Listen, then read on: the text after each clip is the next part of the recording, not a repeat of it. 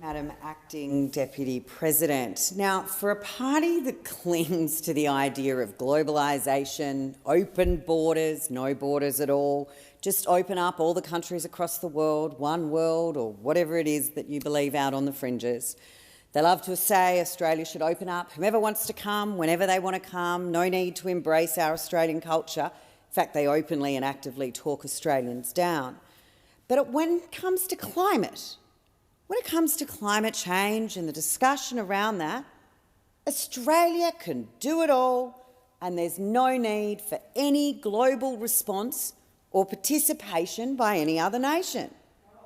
There's no need for the rest of the world to participate at all. So whilst they sit idly by, and perhaps it's because they were superglued to something, they sit by as their ideologically aligned China continues to build more and more coal-fired power stations, but perhaps communist emissions don't count when it comes to this lot.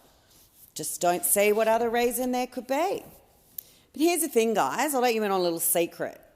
If we as a globe are going to tackle global emissions, it needs to be a global effort. I know that sounds crazy and way out there and just a little bit too much for you all to handle. But when we find ourselves in a position where half of the G20 member nations actually increased their emissions, all while Australia's fell faster than Canada, fell faster than New Zealand, Japan, Korea, fell faster than the United States. But yet, here we are, as you can contribute hot air, and pretty much that's it, to this current conversation. But you're well and truly keeping the current leader of the opposition company.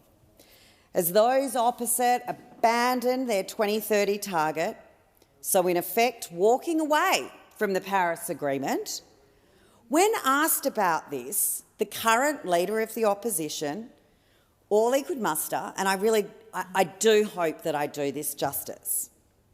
Well, what we do is, in government, of course, what we're doing is that we're encouraging the current government.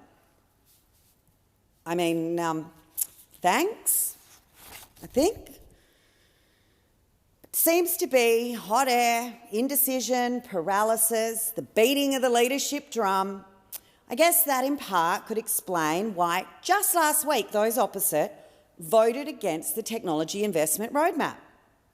They voted against technology because we know for those opposite it's purely about taxes and nothing else. Not for us on this side of the chamber. We're here for technology. We're looking to the future, investing in innovation, investing in our regions.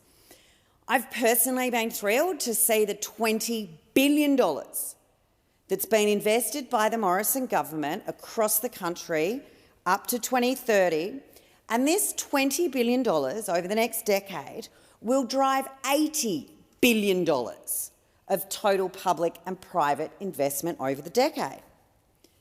And this investment will create around 160,000 new jobs. But yep, sure, you guys over the other side, you just keep on voting against those jobs and keep on voting against the jobs of those workers in the Hunter region as you walk away from the miners. But on top of that, walk away from the energy hub that the Hunter region is becoming, all as you continue to march to the drum of the inner city latte left. Not us on this side. We are looking at technology, not taxes. Not destroying jobs or imposing taxes and new costs on households, businesses or industries. In fact, in the Hunter, we have organisations like Batmobile, Energy Renaissance, as the region moves towards becoming a hydrogen hub, partnerships between industry and the University of Newcastle. So I thought I might take the time to explain to you what some of this investment looks like, what some of this innovation looks like, because I'm not quite sure the intellectual fortitude, the depth of understanding exists for you to understand how some of these things look. Order. Senator Hughes, could you make your remarks through the chair and cease using the word you? Thank you. So, thank you, Chair. I apologise. And just as I explain a few things around some of the innovations that we have invested in. We all know Australia's resource sector is world class.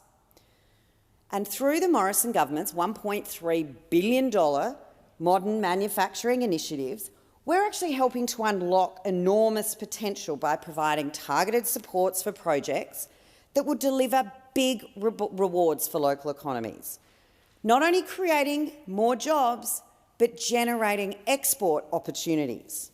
So in July, we announced a grant of $4.5 million for Batmobile equipment in the Hunter to build heavy battery electric vehicles for underground hard rock mines. So this will deliver Australia's first commercially operational viable alternative fleet to a diesel fleet. This will catalyse the electrification of global hard rock mines and deliver emissions reduction, as well as safety and productivity outcomes. One of my favourite organisations that's showing to itself to be so innovative throughout the Hunter region is a company called Energy Renaissance, and they've been working some great partnerships with the CSIRO, as amongst others. But what they're demonstrating is that here in Australia, we have all the right skills and natural resources, expertise, and an abundance of solar energy to create batteries and a renewables manufacturing hub.